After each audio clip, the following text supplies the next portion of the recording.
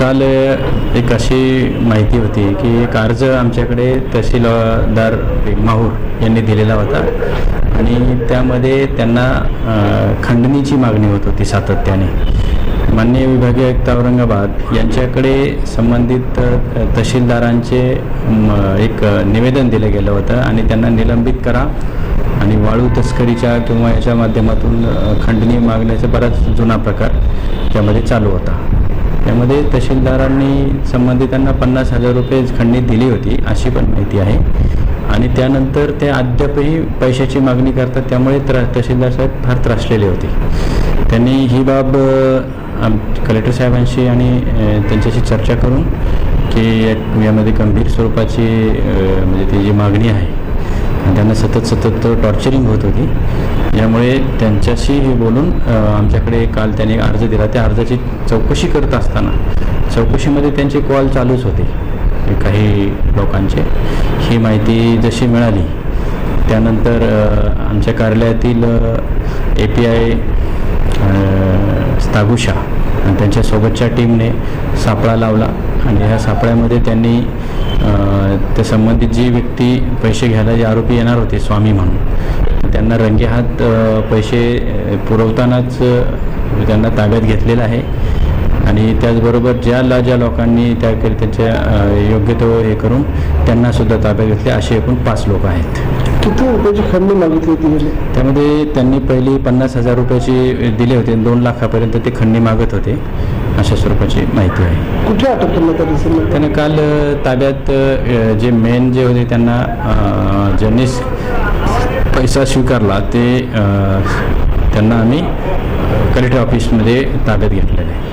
Bogus पत्रकार पण यामध्ये 2 पत्रकारांचे नाव आहेत. एक दुर्गादास राठोड आणि एक स्वामी म्हणून.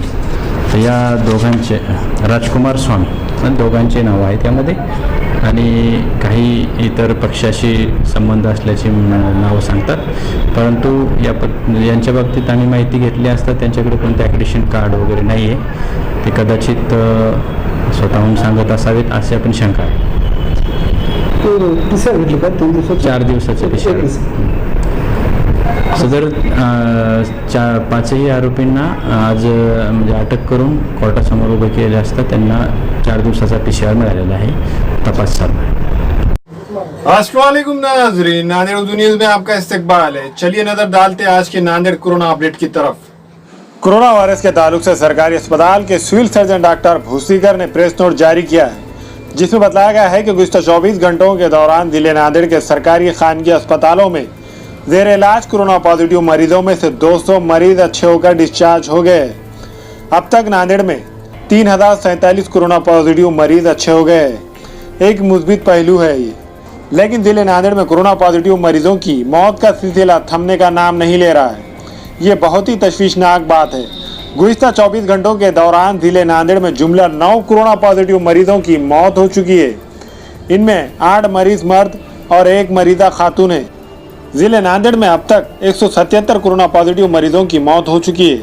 इनमें 1 मरीज खानगी अस्पताल में ज़ेर इलाज था जबकि बाकी मरीज सरकारी अस्पताल इश्नूपुरी में ज़ेर इलाज थे.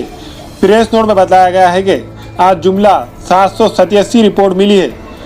इनमें 621 रिपोर्ट निगेटिव और 122 रिपोर्ट पॉजिटिव है.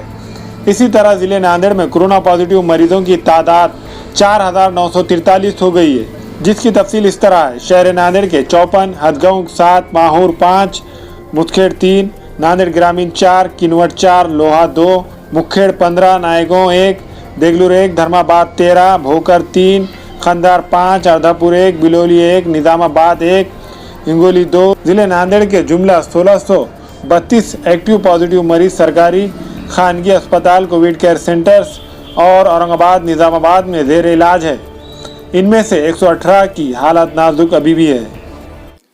हमारे यहाँ फर्नीचर, पलंग, सिंगारदान, सोफा सेट, अलमारी, dining table, fridge, computer table और दीगर कंपनियों के फर्नीचर दस्तियाब है. एक मरतबा तशरीफ लाकर खिदमत का मौका दे. प्रोपराइटर मौलाना शबीर साहब, deluxe furniture mall and home appliances, fruit market के सामने, माल्टेगिरी रोड, कामठा, नांदेड़.